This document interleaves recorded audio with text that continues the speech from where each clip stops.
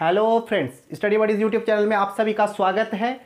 चलिए आज हम लाए हैं आप लोग के सामने सीटेट हिंदी पेडागोगी का भाषा का पार्ट 2। ठीक है, ये चैप्टर हम लोग का एक्सरसाइज चैप्टर 1 है। ठीक है, तो आज हम लोग डिस्कस करेंगे राजभाषा। ठीक है, राजभाषा क्या है? किसी प्रदेश की राज्य सरकार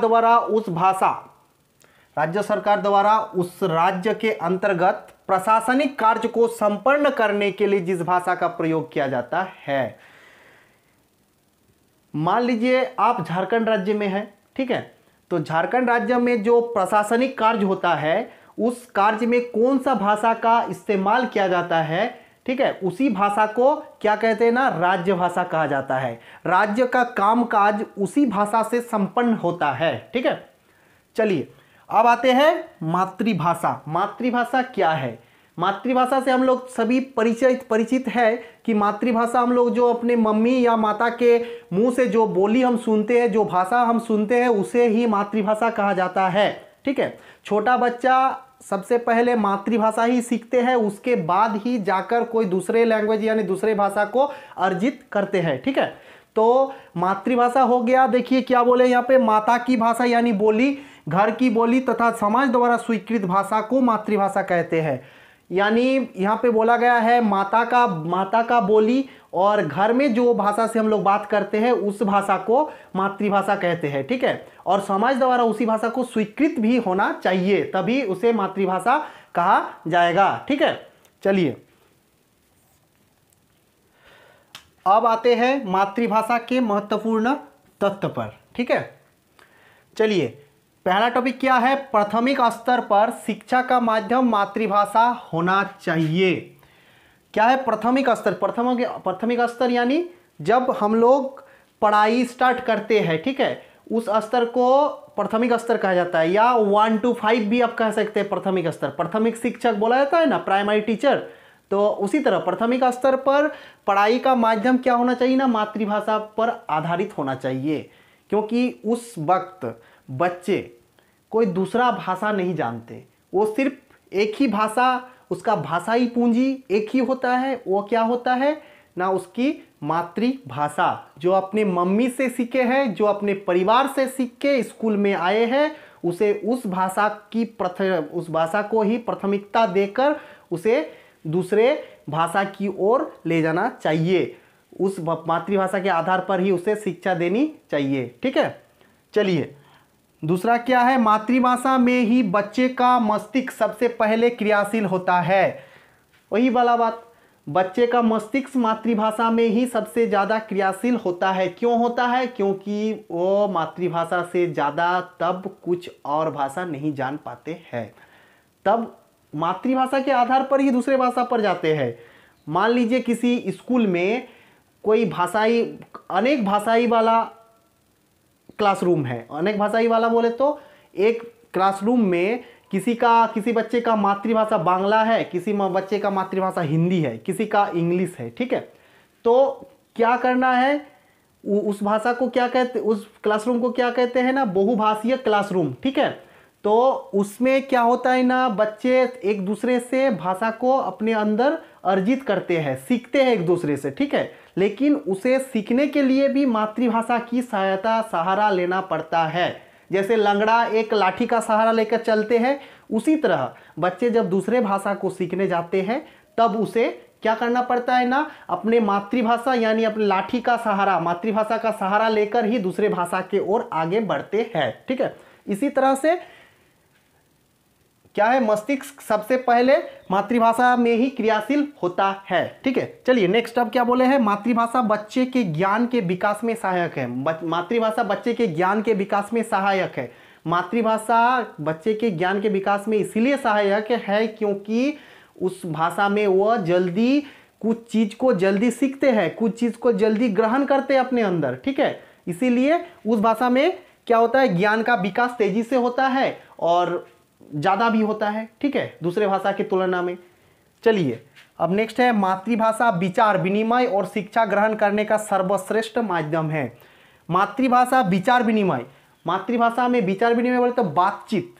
अगर मातृभाषा में बच्चे बातचीत करेंगे तो उसका मस्तिष्क डेवलप बहुत ज़्यादा बहुत तेज़ी से होगा, क्योंकि उस भाषा को वह अपने अंदर अपने मस्तिष्क में जल्दी ग्रहण कर पाएंगे। ठीक है, इसी के आधार पर क्या होता है, उसका विचार विनिमय बहुत अच्छा होता है मातृभाषा में। ठीक है, और शिक्षा ग्रहण करने का सर्वश्रेष्ठ माध्यम है। शिक्षा ग्रहण करने का सर्वश्रेष्ठ माध्यम क्यों है वो तो आपको पता है, क्योंकि उसमें उसे ज़्यादा मतलब माइंड में प्रेशर नहीं पड़ता है, क्योंकि उस भाषा से वो पहले से ही अवगत है, उस भाषा को सीख चुके हैं। उस भाषा में बोलचाल बोली बोलते हैं, घर में कुछ बातचीत करते हैं तो उसी भाषा में करते हैं, उसी भाषा में अगर स्कूल में भी शिक्षक पढ़ाएंगे तो उसे समझने में बहुत आसान होगा। ठीक है, चलिए, और ये सब जो टॉपिक आपको लिखा दिया जा रहा है ये सब बहुत इंपॉर्टेंट टॉपिक है। ठीक है, इंपॉर्टेंट चीज़ है, महत्वपूर्ण तथ्य है। ये सब आपको हर बार एग्जाम में कुछ ना कुछ क्वेश्चन देखने को मिलेंगे। ठीक है, आप लोग देखिएगा क्वेश्चन, प्रीवियस ईयर का क्वेश्चन उठा के देखिएगा, इसमें से कुछ ना कुछ आपका एकदम 100% हर एग्जाम में है सीटेट का। ठीक है, आप लोग देख लीजिएगा एक बार चेक करके। ठीक है, तो ये हम लोग का ये सब नोट्स कर लीजिए। अगर इस सब में नोट्स मतलब दिखने में अगर लिखावट में कुछ दिक्कत हो रहा है, समझने में दिक्कत हो रहा है, लिखावट समझ नहीं आ रहा है, तो आप लोग व्हाट्सएप ग्रुप 7543885729 में ऐड हो जाइए। टेट या सीटेट लिखकर मैसेज कीजिए, आपको ग्रुप में ऐड कर दिया जाएगा और इस सब का पीडीएफ के साथ आपको नोट्स वहां प्राप्त हो जाएगा। ठीक है, तब आपको समझने में कोई दिक्कत नहीं होगा। ठीक है, चलिए अब जान लेते हैं हिंदी भाषा राज्य के बारे में। ठीक है, हिंदी भाषा वाले राज्य कौन कौन सा है, क्या क्या है भारत का, थोड़ा देख लेते हैं।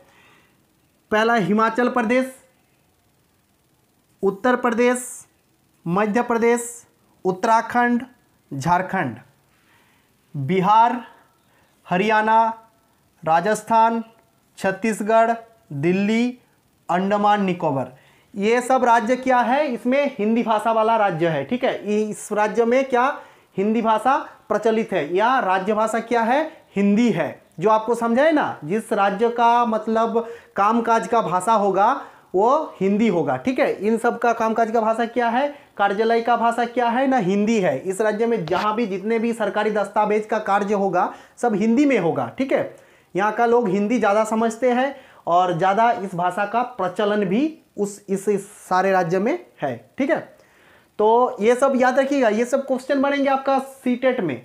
कैसे बनेंगे, आपको मान लीजिए किसी 3 राज्य का नाम दे देगा। ठीक है, और एक ऐड कर देगा आपका क्या कर देगा ना, मिजोरम।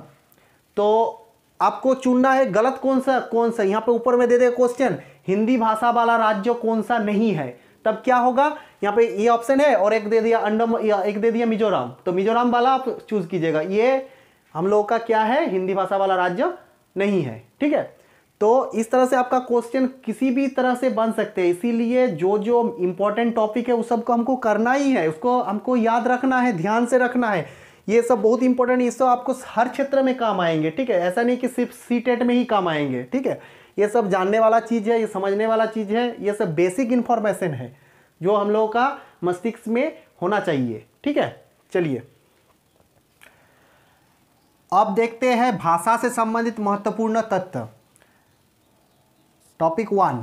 ठीक है, ये सब जो तथ्य सब है ये बहुत एग्जाम की दृष्टि से बहुत ही महत्वपूर्ण है। ठीक है, इससे क्वेश्चन आपका बन सकते हैं, आप लोग इसको इग्नोर नहीं कीजिएगा। ठीक है, देखिए भाषा का आयोजन अनुकरण के माध्यम से होता है। भाषा का जो आयोजन यानी भाषा हम लोग कैसे सीखते हैं, ठीक है, उसी का बात कर रहे हैं भाई। भाषा जो हम सीखते हैं अनुकरण के माध्यम से। अनुकरण यानी किसी से सुन के, किसी का देख के, किसी का नकल करके। ठीक है, अनुकरण यानी नकल करना। ठीक है, भाषा जो है हम लोग नकल करके ही सीखते हैं।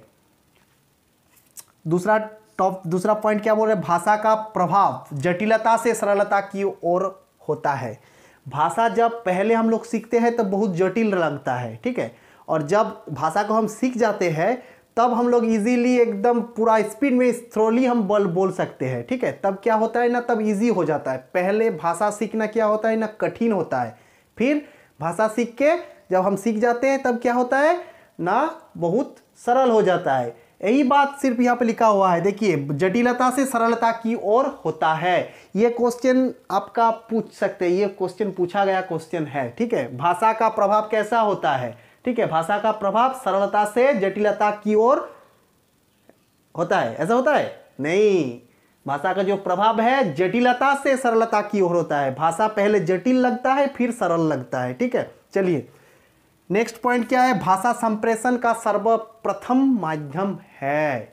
भाषा जो है संप्रेषण का क्या है, सर्वप्रथम माध्यम। संप्रेषण यानी एक दूसरे तक अपनी बात को किसी और के कान में, किसी और के दिमाग में, किसी और के पास पहुंचाना, क्या है वो संप्रेषण है, ठीक है। जैसे चिट्ठी, यहां से चिट्ठी लिख के आपके घर में आपके पास भेज दिए, तो क्या हुआ, हम चिट्ठी का संप्रेषण किए, मेरे माध्यम यहां से आपके पास संप्रेषण किए, ठीक है। तो वही बात बोल रहे हैं कि भाषा संप्रेषण का सर्वप्रथम माध्यम है। भाषा, किसी को हम कुछ बोलेंगे तो किसी को कुछ समझाना है तो हम बोल के व्यक्त करते हैं, ठीक करते हैं ना। तो बोलने के लिए हमें क्या चाहिए ना, एक भाषा का जरूरत पड़ता है। उस भाषा के माध्यम से ही हम कुछ उसको समझा पाते हैं, कुछ बोल पाते हैं। वही वाला बात बोल रहे हैं कि संप्रेषण का सर्वप्रथम माध्यम क्या है ना, भाषा है। लिखित भाषा दो प्रकार की है, एक मौखिक भाषा, एक लिखित भाषा। आपको पहले समझाया गया है, अगर आपको याद नहीं है तो आप पिछले वीडियो में जाके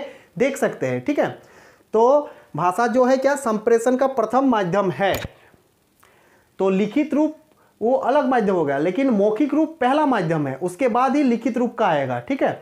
चलिए, भाषा सामाजिक सांस्कृतिक रूप से बनता है। भाषा सामाजिक सांस्कृतिक रूप से बनता है। भाषा तो ऐसे उड़ के तो नहीं आ जाते। भाषा क्या है, एक संस्कृति, एक समाज, एक समाज में जो भाषा, जो वर्ड का मान्य होता है, जो संस्कृति के आधार पर, एक नियम कानून के आधार पर, एक संस्कार के आधार पर भाषा का निर्माण होता है, ठीक है। ऐसा नहीं कि हम कुछ गाली दे दिए, ऐसे बक दिए, कुछ बक दिए, ऐसा नहीं। भाषा ऐसा नहीं होता है। भाषा का एक सुंदर रूप होता है, एक आंतरिक भाषा के अंदर रस घुसा हुआ होता है, ठीक है। उसी के आधार पर ही क्या होता है ना, भाषा सांस्कृतिक रूप से बनता है। भाषा का सामाजिक और सांस्कृतिक रूप से एक स्वीकार, एक मान्यता प्राप्त होता है, उसके बाद ही भाषा का निर्माण होता है, ठीक है।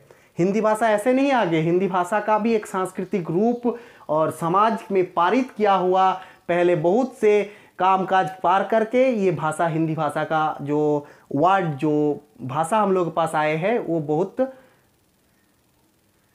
ताट झाट के बाद ही हमारे पास आए हैं, ठीक है। चलिए अब देखते हैं संयुक्त परिवार। संयुक्त परिवार में बच्चे का भाषा विकास अच्छा होता है। संयुक्त परिवार में बच्चे का भाषा विकास अच्छा होता है। संयुक्त परिवार क्या होता है ये तो जानना पड़ेगा। संयुक्त परिवार, आप लोग अगर मेरा पहला वीडियो देख चुके हैं ईवीएस का, तो आपको पता चल जाएगा, ठीक है। संयुक्त परिवार और एकल परिवार, परिवार दो प्रकार के होते हैं, ठीक है। और संयुक्त परिवार क्या होता है, संयुक्त परिवार होता है जिसमें पति पत्नी, उसके बच्चे, उसके दादा, बच्चे के दादा दादी, मम्मी पापा सब मिलके एक साथ रहते हैं, उसे वो कहते हैं संयुक्त परिवार, ठीक है। और एकल परिवार का बात करें, एकल परिवार होता है जो परिवार जिसमें पति पत्नी एवं उनके बच्चे, दो संतान रहते हैं, उसे ही एकल परिवार कहा जाता है, ठीक है। एकल परिवार को इंडिया में आदर्श परिवार का नाम भी दिया गया है, ठीक है। तो उस परिवार में बच्चे का भाषा विकास क्या होता है, अच्छा होता है। कौन सा परिवार में, संयुक्त परिवार में। संयुक्त परिवार में क्यों अच्छा होता है, क्योंकि उसमें फैमिली मेंबर की संख्या बहुत ज़्यादा होता है, ठीक है। इसमें सिर्फ माता पिता रहेंगे, उसमें दादा दादी सब मिल के रहेंगे, तो सभी के मुंह से कुछ ना कुछ भाषा वो सीखेंगे, तो उसका भाषा का विकास बहुत तेजी से होगा, अच्छा होगा, ठीक है। यही वाला बात की है। अब आते हैं भाषा अर्जित संपत्ति है। भाषा क्या है, अर्जित संपत्ति। भाषा को वो क्या वंशगत से, मतलब वंशगत से हमको प्राप्त नहीं हुआ है। भाषा क्या है ना, अर्जित संपत्ति। अर्जित यानी खुद अर्जित किए हैं। भाषा खुद अनुकरण करके हम सीखे हैं, वो मेरा भाषा ही अपना अर्जित पूंजी है, ठीक है। तो भाषा को अर्जित संपत्ति कहा जाता है। ये क्वेश्चन ये भी बहुत इंपॉर्टेंट है। भाषा किस प्रकार का संपत्ति, क्या है भाषा, क्या है, उसमें ऑप्शन दिया जाएगा। भाषा अर्जित संपत्ति है, भाषा वंशगत संपत्ति है, भाषा ये है, भाषा वो है, ऐसे क्वेश्चन आपका बनेंगे, ठीक है। तो आपको ये ध्यान रखना है कि भाषा अर्जित संपत्ति है। ये क्वेश्चन शायद आपका 2020 का जो 2019 में जो वैकेंसी भरा था ना, उसी में आया है, देख लीजिएगा एक बार शायद, ठीक है। चलिए आज इतना ही, नेक्स्ट वीडियो में फिर मिलते हैं। ये भाषा वाला टॉपिक आज यहीं पर समाप्त हो गया है। नेक्स्ट वीडियो में नेक्स्ट एक्सरसाइज 2 स्टार्ट होगा, ठीक है। तो आप लोग स्टडी बडीज के साथ बने रहिए और क्लास को मिस मत कीजिए, क्लास को फॉलो कीजिए। इससे आपका 100% सीटेट हिंदी हिंदी का तो एकदम क्लियर ही हो जाएगा। ठीक है, ये सब एकदम ध्यान में रखिए। ठीक है, चलिए, थैंक यू।